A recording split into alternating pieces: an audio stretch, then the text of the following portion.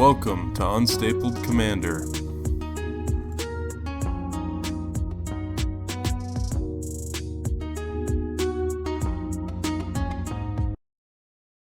Welcome to Unstapled Commander, where we copy Chain of Vapor. As always, I'm here with Jason. Hi everybody, how you doing? And Maddie. Hey, what's going on, guys? Today's Commander Spotlight is going to be about a deck that Maddie really likes to play. Maddie, why don't you tell us a little bit about it? So this deck is kind of it's 11 and Mike, the Stranger Things cards. Downside is I'm still collecting those, so it's actually, let me grab your correct name. Selila, Haunted Mage, and Otham Singar's Outcast. It's a 5-color deck. So when this came out, when New Commander came out, I started watching Stranger Things, and I kind of binged it, and I was like, okay, I want to build a Stranger Kids deck, and it just kind of spiraled into, they all did clues and investigating, and I was like, okay, so let's make a clue deck, and then it became, I have no clue what's going on, and it's just a bunch of good win cards, because it's just like, oh, let me find this win the game tribal, win the game card here, and that's all it was for a while, and then I started to focus more in on it, and now we call it Stranger Kids, because when I pull it out, people are like, wait, what's going on? I'm like, well, still, I have no clue what's going on, but it's a lot more focused, like, oh, well, I just got infinite mana, and now you're dead. But there's a lot of good cards in this, and open some cards I see in Dominaria's play with our play group that might be able to add some cards to it. For right now, not a lot that I see, but there's some couple cards I am excited about to talk about. Sounds good. Well, today, like Maddie was saying, we're going to be talking about the Dominaria expansion. We'll be releasing this after the expansion comes out, but we're recording it before it comes out to kind of give our thoughts on the spoilers and kind of what cards we're looking at and that we're excited for. Honestly, it seems like there's a lot of good, strong cards. Yeah, I've seen a lot of cards that I want to add to a lot of my decks, so I'm excited for it. I've got to get a handful of these to add to my decks, and I'm actually going to be building a new deck out of one of the commanders. I'm excited. Awesome. I'm kind of the same way. Like, downside is I've still got like some Baldur's Gate stuff I'm still trying to add in with some double masters. I'm like, okay. But I'm trying to build a new deck because you challenged me earlier to build a deck that was non-infinite combo and what was the other part? You can't have any cards that say you win the game Oh, and yeah. your opponents lose the game in it. Yeah. So build an aggro deck. So I'm working on it. So, but Nice. no, we'll see what happens. This set could have some major cools. Maybe this spoiler last card we talked about will be my new one I build off it. Cool. So the first card I'm going to talk about, Dominaria, is Meta Primeval Warden.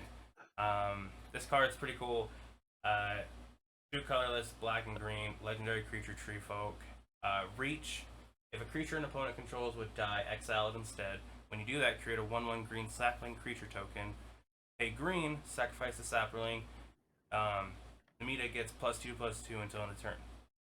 Sacrifice, or pay 1 colorless and black, sacrifice 2 saplings, draw a card. This card is kind of cool because it's 2 of my favorite colors, which are black and green, and it's also kind of triggered me to be more interested in maybe making a new commander deck with I know it's very tried and true, but Timna and Tana, because I like the fact that she's making so many saplings. Why can't I use this card plus the stuff from Baldur's Gate, the backgrounds, where they're all about your commander, having 2 commanders, pretty fun card.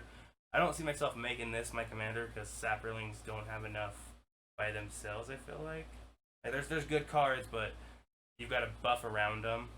Like we talked in our last episode, we talked about different style like pet cards that have to build around. Well, I feel like this might be more of a pet card you have to build around if you want to really do. This card is definitely strong, though. It turns a board wipe into a farewell for creatures. I think that's amazing. Exiling people's boards. Yeah. The problem with that though is it's just a little creature. You know what I mean? Like, you're gonna have to protect it if you actually want to benefit from that effect. Yeah, no, definitely. That's what makes it a little hard, but it could definitely be slotted into the 99 on a lot of decks because those effects, because there's a lot of way to make little saplings, so you could definitely reap the benefits of it. If I'm being honest with you, I don't love it for your deck. I think one of the strongest things on this is 1 in a black, sack 2 saplings, draw a card, but you're playing Timna, so I don't think you're ever going to be struggling to draw cards. What it can do for you is with those saplings, you can get more hits in on people to draw more cards off of Timna, so that can help. I just think it's okay in your deck personally, but maybe it's great. We'll see when you test it out, right? Yeah, and the kind of cool thing too with that exile effect, it will put a little bit of a target on my back. What I always do with stack pieces, so it's kind of something I like to play with. So it's definitely, we'll see what happens. Yeah, for sure. It would work really good against the deck that I plan on building from this set, which is Braids, Arisen Nightmare, because you'll have all those saplings to sacrifice to my triggers. But basically, she's a mono black commander, and it's one colorless black black. Basically, at the beginning of my end step, I can sacrifice a artifact, creature, planeswalker, or enchantment, and then you may sacrifice the same card of the same type. And if you don't, I gain 2 life, or you lose 2 life, and I draw a card. Um, I I love this commander for so many reasons. It does a lot of the things that I love, and the thing that I love the most about it is that it's gonna draw me a lot of cards. I feel like just because people aren't gonna want to sacrifice their creatures or their artifacts, enchantments, planeswalkers, whatever. They're not Yeah, gonna want to sacrifice those, and when they say no, I get to draw a card, and then it's also slowly gonna drain people, which I also enjoy because the later in the game, the lower their life totals, it starts to put them in these sticky situations where they have to think and make hard choices. I love everything about this card. It's going to be a lot of fun for me. I've always wanted to build a monocolor deck. I think this is going to be perfect for me. Honestly, whenever you can put something that your deck needs in the command zone, be it card draw, be it ramp, removal, whatever, like you have it on your commander at all times, you can just grab it. It's always good. And this card seems like it's got removal and card draw built into it. I mean, Mhm. that's why the zombie commander is so good. The one that can sack zombies and draw oh cards. well help. Will help. Thank you. Couldn't remember Oh, his name. Yeah, yeah. so this just seems fantastic. And I'm she's only 3 mana, right? Yeah, one colorless, two black. Oh yeah, that's amazing. You could drop this as early as turn 1 if you get lucky, with with a little bit of ramp, and immediately people are taking health damage I'm or drawing cards. they're sacking things. Yeah, exactly. That's amazing. Yeah. I forgot to mention there's a lot of really good cards to put in this deck, but I think two of the better cards are going to be Bitter Blossom and Jadar, both of which make you a creature token every turn. Yeah. I'm the Bitter Blossom. It costs 1 life, and then Jadar, it's Okay. you don't make it unless you don't have one. So, but both of those will work perfectly because it's just every turn I have something to sacrifice, and then I'm forcing your guys' hands. And I don't think it's ever going to remove anything super powerful, right? Like nobody's going to be like, "Oh, I guess I'll sacrifice my Terror of the Peaks," But it's it's just going to slowly whittle them down, and then I get to add other cards that do similar effects, and it'll be a good time. I I think this card's pretty cool, but what fell me for the card is artwork. Seeing the showcase artwork where it's for like end and all the skulls. I think that looks cool. But It's so good. the one thing that makes me nervous is I hope it doesn't get like stagnant. Like kind of you play like tier grid nowadays. It's like, oh, okay, we know what you're gonna do. I hope this doesn't get that same effect. I hope it stays fresh. And the fact that you have token outlets like you're thinking, you're gonna keep it fresh like that. It's not gonna be just that oppressive card. Hopefully. No, I don't. Yeah, we'll see. We'll see where I decide to take it. And I always end up building my deck like a mid tier, and then I kind of decide later if I want to make it better or stronger or weaker. Mid Yeah, that A tier. makes lot of my sense. decks. I've upgraded a lot of my decks, and I've also downgraded a few of my decks. Well, Mid tier for honestly, most people. Mid tier Maddie's for having a Jason. stroke. honestly, like I look at this card and I think it's like instant removal, right? The problem is that if you make it your commander, there's no such thing as like always getting rid of it. And that's going to be the kicker. Are you going to want to remove it just so that you can recast it for 5 mana? Because let's be real, it's 5 mana is not that much for what you're getting here. Mm-mm. Or are you going to just suffer the consequences and let you draw cards, sack creatures?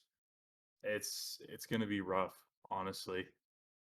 I It's mean, one day people will learn to pay for Ristic Study every single time, but we haven't yet. nobody's know? gonna learn to sack their stuff. And the other Exactly. thing is if I sacrifice an artifact and you don't have an artifact, I just get to draw my card and you just lose 2 life. Right. Yeah. So I can play it that way too, where I try and go for something that people don't have a lot of. If I would decided to build the artifact tokens, then it would just be really hard for everybody to keep up with all the artifacts I'm sacking, and then you're forced into losing all your stuff. Or you're forced into losing all your life and me drawing all these cards. So Yeah. I think that could be another unique way to build it. Well, honestly, speaking of drawing cards, I was actually going to talk about Shieldred.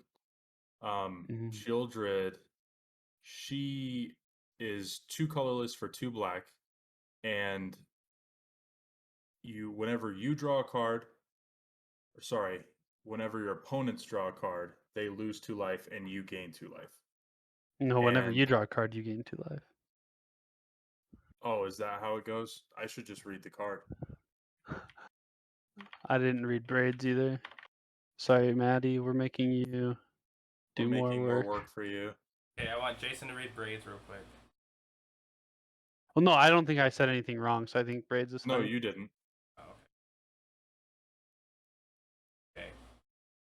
Oh, I Okay, so did. Because I didn't mention land. You can sacrifice lands too. you guys just want to redo that whole thing? No, No, I'll just it'll read. be fine. Yeah, it's fine. You didn't mention lands. It's fine. It'll be fine. Okay. So I'll just do this then. So you mentioned drawing a bunch of cards. The next card that I wanted to actually talk about was Shieldred. And Shieldred's 2 colorless with 2 black. She's got Death Touch, and it says, whenever you draw a card, you gain 2 life, and whenever an opponent draws a card, they lose 2 life. And so that's Shieldred the Apocalypse, the new one. So I really like this card a lot. A lot of people don't, just because they thought that since she is a praetor, she should do more. And she's also not going to be winning you the game by herself. She's definitely a great support piece in your deck. Um, I'm going to shove her in Nekuzar, the Mind Razor, the perfect include, because Nekuzar is making you draw extra cards anyway and making you take damage for them. This is just more of that, and it keeps you healthy. And you can kind of look at her as a stacks piece, because she has to be dealt with before the Necropotence guy. Oh, I guess it wouldn't work with Necropotence before, you pop off a giant draw spell Yeah. and draw yourself to death. Like Peer into the Abyss. That's what Yeah. that card's called, right, Maddie? Yeah, you would redraw like half your library. That would just kill me. That'd be anywhere between 30 damage to 80 damage. Yeah. So I personally think it's a great support card. Every commander deck wants to draw cards, and this is just a way for you to punish people drawing cards. Yeah. This is also a perfect fit in braids because I'm trying to drain people, right? And then I'm drawing a lot of cards off of her triggers, so I gain a lot of life. I think Yeah, it's a great card. It's not as creative and unique as people would have hoped, but I'm excited for it. I think it'll be in a lot of decks. So it's definitely not very creative. I mean, there's been tons of enchantments and creatures that have this exact same effect. Mm. But I mean, it's going to keep you healthy as well as hurt your opponents. So it's not a sexy card by any means, but it gets the job done. I guess it's funny to think that you had Warrenclax, which was like, dang, okay, cool, +1/+1 counters and stuff like that. And then you had Jing Attacks, you're like, okay, very bluey counter copy stuff. And then you had Urbor, and you're like, okay, we're playing off the top of our library, Exile. Urbrask. Urbrask, sorry, not Urbor. Yeah, Urbrask. And then now you have Shoulder, and it's like, okay, well, it's card draw. But this is the thing is it takes black and reverses on itself. Instead of you paying life, you're getting life. And yeah, it's just whenever you draw a card, but now your Sign in Blood is pay 2, draw 2 with no downside. Actually, you get 2 because you're drawing 2 yeah, cards. you gain 2. You know what they Yeah. could have done? I don't work for WotC. WotC's way more qualified than me to make cards, but if they had put like Phyrexian Arena effect on this card, just have it draw you a card, an extra card every turn. I feel like that would be an auto include in every black deck at that point. And that's It'd probably be why really mana. good. and that's what I Yeah. think they're trying to avoid doing though. Is That's fair. because like Formcrux is so widely used in so many different decks. And Gigataxis is used, but it's a little bit narrower. And then Urbor is only Urbrask. Urbor every time. He's more famous in those like Exile top library kind of thing, which is a little bit more pinpoint. And I feel like this comes a little bit more pinpoint where this would be great if I have it in my deck with Pure and Abyss, because I'm gonna get a bunch of life. No matter what, it can save me in black, but. I don't know. We'll see what happens. I'm excited to see how it turns out. I hope it doesn't flop. I would like to see this card hold its value. Is a big thing. Like Praetor. I hope the Praetor doesn't think it holds the value, but I hope its card like it earns a slot. If that makes sense. Yeah, and it's definitely gonna mess up Jason's Ramos deck for sure. Yeah, I was gonna say it could also act as sort of a stacks piece, right? Because people like to draw cards, and people like to draw a lot of cards. Some decks go crazy with card draw, which, like Alex was saying, my Ramos Dragon Engine deck draws a lot of cards. And I was actually going to add a new card from the set into my Ramos deck, which is Vesuvian Duplimancy, which basically says whenever you cast a spell that only targets one of your creatures, you copy that creature. In my Ramos deck, basically the goal is to get out cards like Ink Treader Nephilim or Mirrorwing Dragon, things that copy a spell for each other creature. Ink Treader copies it for every other creature on the battlefield if you only target Ink Treader. Mirrorwing copies for the player who cast the spell for all of their creatures. So basically, I'm just trying to cast spells that are cantrips. They draw you a card, but they also target a creature. So there's cards like Leap. It says target creature gains flying, draw a card. Well, I cast it on Inktrider Nephilim, and then I get to draw a card for each creature on the battlefield. Well, that kills me if Shieldred's on the battlefield. But the cool thing about Vesuvian Duplimancy is that when I do that, when I cast a spell that targets my Inktrider Nephilim, I get another Inktrider Nephilim. Or if I have something else out, I get another copy of that creature, and I get to draw my card. So it's exactly what Ramos wants to do, but it's also creating me more value whenever I do it. I'm really excited about this card. It sounds really cool, and the fact that it ignores the Legends rule is nuts. Mm-hmm. Honestly, that seems to be like a common theme in this set. They've printed like 3 or 4 cards now. Yeah. That say you ignore the Legends rule when it comes to copies and stuff. It's crazy. Yeah. I think it's going to be a really interesting card to see how it plays out, because you're doing it in your Ramos deck where about the targeting, but like you could put it in different style decks and see what people do with it. That's what I like to see, is what combos off with stuff like this, especially being an enchantment, which is For sure. It's going to work really good. and I think there's a lot of other decks that'll work in, but I think you also kind of have to have a deck built around making this card work. I don't think you can slot it in any deck because, to be honest, not very often are you targeting your own creatures with spells.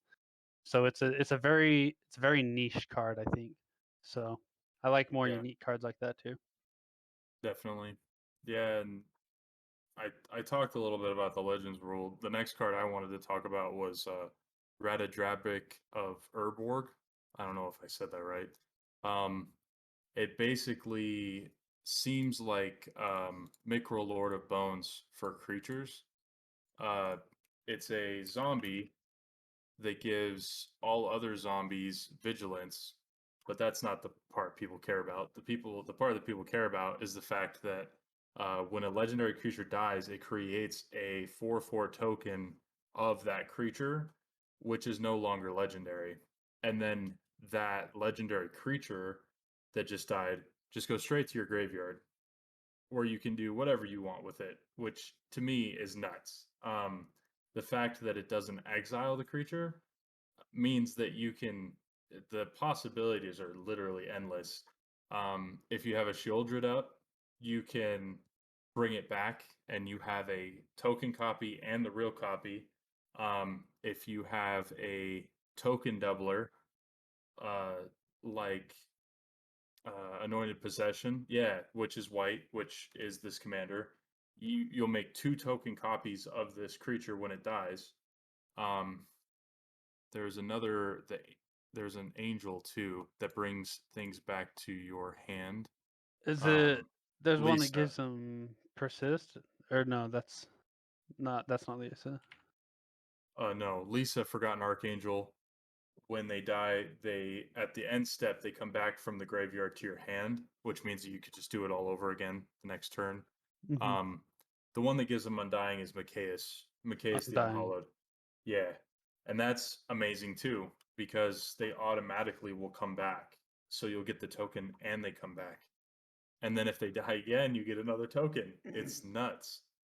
This deck, it's very broad. This commander is very broad. He's white and black, which is nice because there's a lot of legendary support in white and black already, um, which kind of limits what you can put in this deck. However, it's basically legendary good stuff. Like you can put anything in this deck. Even something as minor as Campbell, whenever an opponent casts a spell or a non-creature spell, they take 2 damage and you heal 2 damage. Um, just having that around as like a permanent effect, that damage is going to start to add up, especially if you can make multiple token copies of it. So people are taking like 6 damage every time they cast a non-creature spell, and you're healing for 6 life. It's just absurd. The thing about it too, it's not another legendary non-token creature. It can copy off the creature. Oh no, because it loses the thing. Never mind. I'll cut that out. I read it backwards. I apologize. So I'll just cut Yeah. that out part.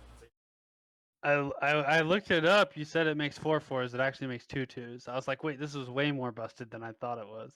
But Oh, yeah, two the twos, but it's still yeah, really good.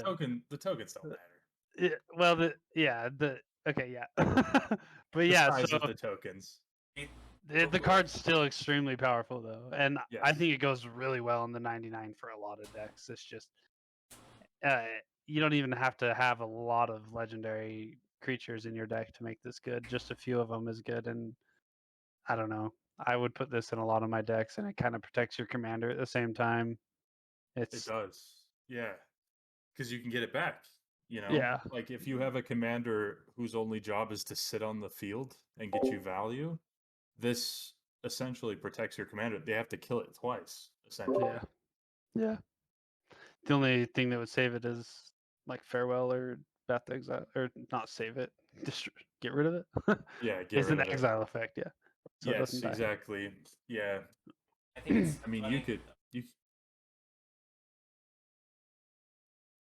I think it's funny that like it's black and white because like last set that was actually new, it wasn't reprint, Duel Masters, but Baldur's Gate, you had Miriam, the Sentinel Worm. Timir. So green, red, blue. And so now they have, there's a whole color eye about copying. I thought it was cool. A unique fact about it, okay? That Yeah. commentary about I get card. you. I get you. I get you. And I just for discussion's sake, I could see you even putting like zombie support cards in this deck to support the zombie tokens that you're making. Like you've got zombies that give things hexproof. You got zombies that give +1/+1 counters. I don't know if that would be as good. Or flying. You can give zombies flying. Just you have ways of protecting the zombie tokens that the commander's making if you want to go that route. Yeah, it's a great deck. I'm excited to see the ways it go because, like I said right there, it could be a zombie deck, but also just a Legends of Matter deck. Yeah, and there's so many cards. You could take this in such a huge direction, honestly. Speaking about direction, and deviate to where we're going with my fun new card, my new commander deck I'm going to be building, Soul of Windgrace. It is colorless and Jund. Legendary creature, cat avatar.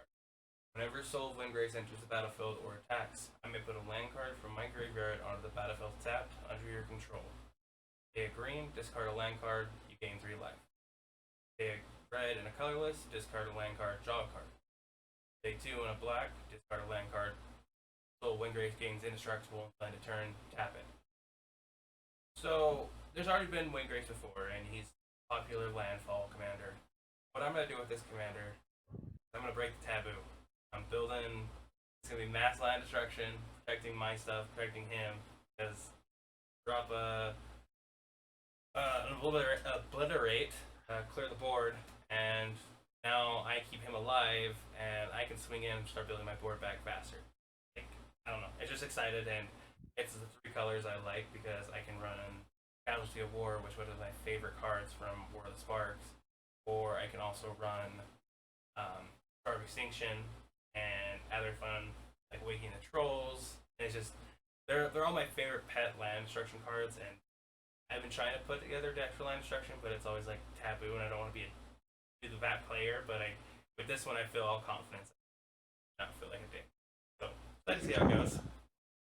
Yeah, speaking of directions, people are gonna think you're. I mean, that's kind of hard to avoid when you build a mass land destruction deck. He works really good for what you want to do, though. So it's gonna be sweet. You're gonna be able to rebuild faster, and just hopefully the games don't drag on too long. I'm sure you'll have ways to end the game after you've destroyed everybody's lands pretty quickly. So I personally feel like this card is busted, honestly. Like the only kind of limitations he has is that he's Jund. If they made him red and green without the black, I feel like you could put him in way more decks, a lot more landfall decks in particular. Yeah. Black is what's going to keep him out of like the most popular landfall decks. But other than that, this is like an auto include in any land deck. Well, there is a lot of landfall trigger cards in black, so we can No, see, there is. we could see There Jund definitely becoming is. landfall from not Windgrace only, but this too. Yeah, Oh, I guess I don't doubt it at all. Just the fact that he's a creature, first off, right there, it's better than Windgrace himself because you can't specifically target him. Yeah, he's easier to remove, but that's where the indestructible comes into play. The right. fact that you can't attack him down specifically, and then on top of that, you can make him indestructible, that's just nuts. Yeah, definitely. It's gonna be a very fun card to play with, and definitely see what happens. Exciting. But it's also, I feel like as soon as I start playing with this, it's gonna be a kill on sight commander. So we'll see what goes from there. Yeah, but then you're like, he's indestructible. Yeah. So Farewell. Yeah. you. Oh. Like Jason's Yeah, favorite. that's farewell. Screw that card. I like Farewell a lot. It's really, really strong. It just kind of sucks that you have to think about it whenever you build a deck now. Yeah. Because you're like, oh, this whole deck dies to Farewell. That sucks. Great. It's like It's my great, shrine, actually. my shrine Hey, deck. I'm like, oh. Yeah. Speaking of things that are dead, my next card is Jaya Fiery Negotiator. Spoilers, by the way. Unfortunate. But she is going to go in one of my decks. I have a deck that I built, and the commander is Faldorn Dreadwolf Herald, which basically says whenever I play a card from exile, I create a 2/2 wolf. Not super powerful, but lucky for me, there's a lot of cards that you can exile cards off the top of your library and play those cards, and Jaya does this as well. Her -1 says exile the top 2 cards of your library, choose one of them. You may play that card this turn. So I can exile the top 2 cards, play a land, create a 2/2 wolf. It's great. But her other abilities are also really strong. She's got 4 abilities. Her +1 creates a 1/1 red monk creature token with prowess. Probably not the strongest for the deck that I'm putting her in, but you know, fodder for blocking is never bad. Her -2 says choose target creature an opponent controls. Whenever you attack this turn, Jaya Fiery Negotiator deals damage equal to the number of attacking creatures to that creature. So for a go wide deck, like my Faldorn deck that creates a lot of different creatures, this is great removal because I'm always going to have enough to destroy a creature when I swing in at somebody with her -2. And then her -8 says you get an emblem with whenever you cast a red instant or sorcery spell, copy it twice. You may choose new targets for the copies. And I know we don't see planeswalkers use their ultimate ability very often, but I love this one. It's really cool. I love when I get to copy big spells multiple times and just have huge impacts on the game. So hopefully I do get to pull it off every now and then. But this planeswalker is going to work really good in my Foundorn deck. I'm really excited to create more 2/2 wolves with her. Definitely cool to watch this happen. But now that you tell me that you want that emblem, I will automatically start playing it. I don't target it so you can that. Like I'll sacrifice the game for myself to make it so you can't get that. It's not even the best emblem out there. It's good, but It's not. I'm just especially in Faldorn, like who really cares? Like what I can't even think off the top of my head any big red instants or sorceries that I would want to copy. I mean, I'm sure there's some guys out will. there, but yeah, that would be a good one. Speaking of copying and casting sorceries, my last card I want to talk about is Jaw the Stormrunner. And card is 2 colorless, 2 blue, and a red. Legendary creature, Effet Wizard. And the big thing that caught my eye was this card right here. You may cast sorcery spells as though they had flat. And the rest of the card says, when Angela the Stormrunner attacks, you may pay 2. If you do, when you cast your next instant sorcery spell this turn, you may copy it. You may choose new targets for the copy. So the copy thing's cool, but my big thing is having a card that gives my sorcery speed spells flash means I can have better answers, wider range. And I have my Badgerix Astral Mage deck, and I'm instantly gonna probably slide this in to see if I like it because another land of anticipation. It adds a flavor to the game that some people don't like it and gets pissed off because it's controlly, but I like it when I play it and it's not controlly. It's like, oh, I'm playing this sorcery. Let's draw 12 cards my turn. That's it. So I like that kind of way, but it will also be fun to play. Oh, you're this big board effect. Well, I'm gonna sorcery speed, Ruinous Ultimatum, and other spells that are normally your turn you have to save it for, or Farewell, as we've talked about multiple times. I'll put this guy deck like in his Farewell during Alex's turn. Yeah, that's Yeah, powerful. that's a good idea. You should Farewell anytime you can, apparently, and just ruin my day because I play graveyard decks. Hey, I don't choose that affects my Farewell. It's usually artifacts and creatures. Because I Unless need you're the playing graveyard. against me, and then it's just exile everything, guys. If it's in your hand, if it's not in your hand in your library, it's not safe. It's gone. Go This ahead. this card seems pretty good. I mean, it's copies. You copy things. The copy thing didn't really catch my eye, like I said, more the giving my spells flash. But I'll be excited to see. Downside is an expensive card. It's 5 mana. Okay, well, I could save up 5 mana, play this, and have enough to play sorcery speed too. So it's hopefully if I can sit on curve and maybe get treasures going too, play it out and have enough mana to play. I don't know, man. Have you ever heard of Wizards of Thay? I No, feel I like haven't. What was that? I think. Oh wait, that was that full art card I traded you. While the trade yeah, came out. Yeah. yeah. So that Still got card's that? just better than this one, right? No, because this one's is it? In my commander profile, I'm on theme. Is it makes it worse. Wizards of Thay is mono blue, so it can go in more decks, but it also reduces the cost of spells that you cast, and it lets you cast instant or sorceries at flash speed. You know what the difference And it is, has Mo? myriad. What's the difference? Wizards Wizards of of Thay is cheaper. Wizards of Thay dies to lightning bolt. That's the difference. That's true. Are you? Yeah, it's a three. It's 3 health, 3 toughness. Yeah, Najal the Stormrunner has Three. 4. It will survive lightning bolt. Yeah, we do see lightning bolts all the time in Yeah, Commander you know, games. You're they're right. just throwing it out You now. do when you're playing against me?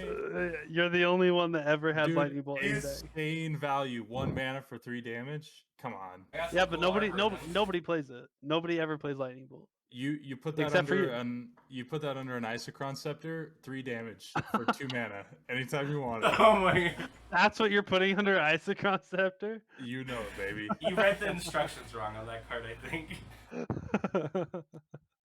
Bite Pile is a cool card that I wanted to talk about. It's 2 colorless and a black. It is not a super flashy card. It's an uncommon. You tap it and you pay 2 and tap it, and target opponent loses life equal to the number of defenders you control. So this card is not very flashy. The only reason why I was drawn to it is because I have a Thanatos the Warweaver deck that runs, it's basically Defender Tribal. So everybody else has to attack, but I don't because I have Defender on all my creatures. It seems like it would go really good in that deck. I just like ways of weaponizing defenders. Defenders historically have really good effects on them because they can't attack. Like Aether Membrane, returning things back to people's hands when it blocks, and things like that. They draw you cards, they tap for mana. So being able to weaponize them in another way, minus taking away their defender status so that they can attack, it's pretty cool. I like it a lot. Paired with cards that substitute toughness or power for toughness, and I could definitely see this being a good support card. I think Defender is so boring. And I hate when I lose to Defender. So if you killed me with this, I think I'd be a little more tilted than usual. I just think Defender is terrible, and then they printed, and Arcades is like obviously the best commander for Defender. It just makes Defender cards extremely good. Yeah. And like but all you gotta do is So- kill Arcades and their deck is worthless, right? Yeah. So, So 2 things. First off, defenders are cheap as heck. There's only like Mhm. 2 defenders that are over like $2. So you can build a defender deck for like $50. Okay. For sure. Because nobody likes playing them. For good reasons. Yeah.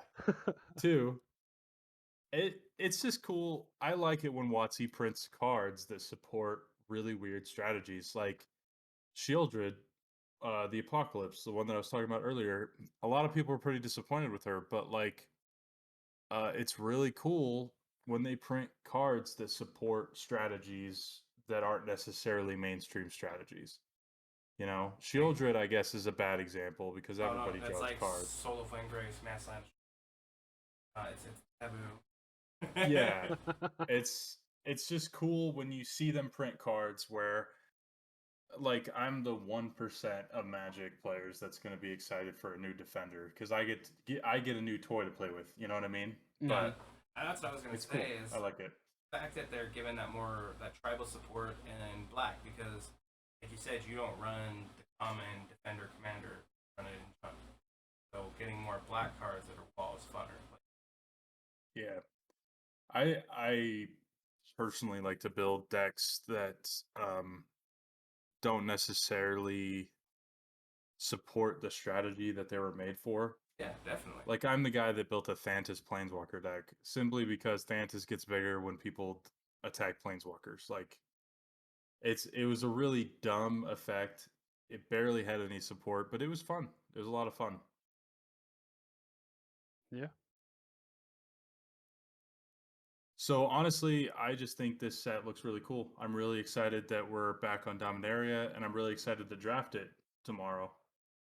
Oh, I love the lore of Dominaria. I love seeing cards I love seeing the Raven Man. I love seeing Joyra. I love seeing Karn. They were all such big parts of the story, and I love the lore. So I'm always going to be happy when we're on Dominaria. It's a lot of fun. Yeah, it's definitely this set is. I'm excited for this part, but I went more on the artifact side. I'm excited to see what the Brother Wars bring, but the cards in here that are like opening the story up is gonna be pretty cool. So I know that we're like a commander podcast and we shouldn't stray from that too far, but let's talk about lore for a second. What do you guys think of them completing commanders? Or sorry, planeswalkers, completing planeswalkers. I'll go first. I hate it.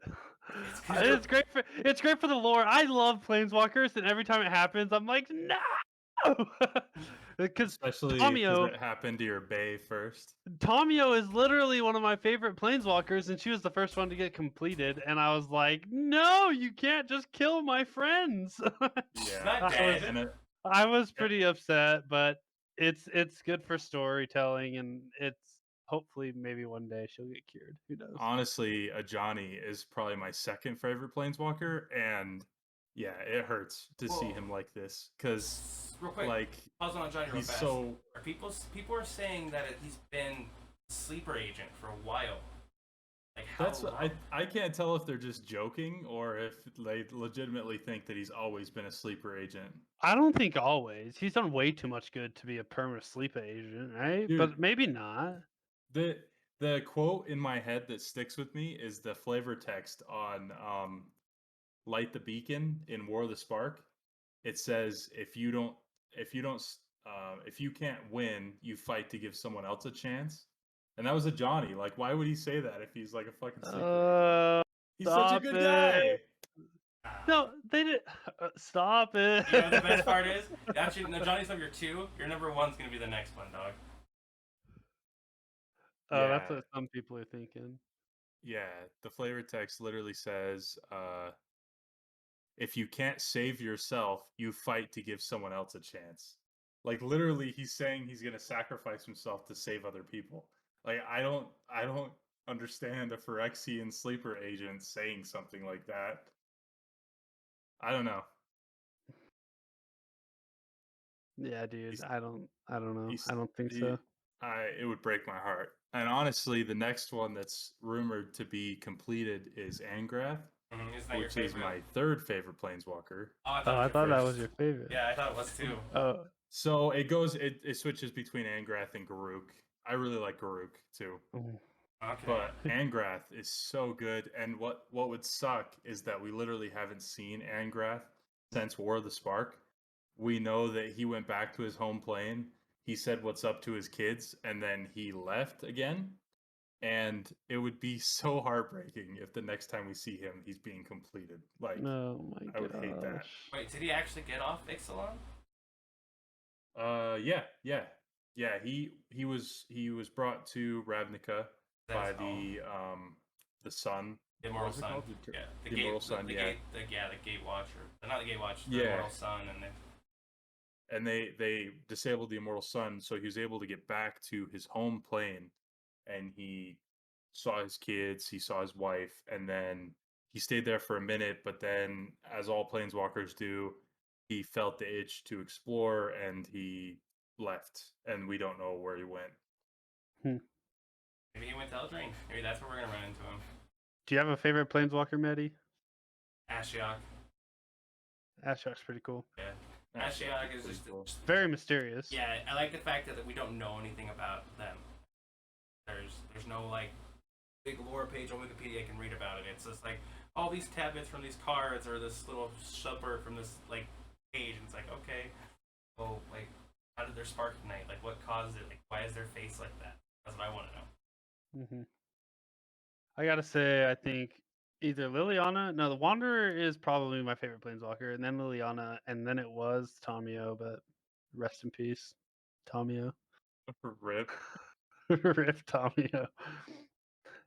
I like the There's our twins. planeswalker tidbit. I like the twins too, Will and Kenrith. And Oh, they're cool. I think they're pretty cool too. I Rowan. Rowan, not one. Yeah. Or Kenrith's their dad. Yeah. Honestly, if you're gonna bring them up, I was kind of hoping the Garuk would kill them, but that's just me. Like I'm of the opinion that they should have kept Garuk Veil cursed. He should have actually killed people that mattered. The fact that he didn't is a wasted lore opportunity. And Rowan and Will were like the easiest ones for them to kill because he had direct interaction with them in Eldraine, right? But we wouldn't have got the Professor Onyx redemption, have her come back to Dominaria. Professor Onyx does not deserve a redemption. I will die on this hill. What? Liliana did too much bad. Ow. She What? killed Gideon. She killed Gideon. And with that very hot take, guys, follow us on Twitter, find us on YouTube at Unstable Commander. Have a great You night. disgust me. Bye. Bye, guys.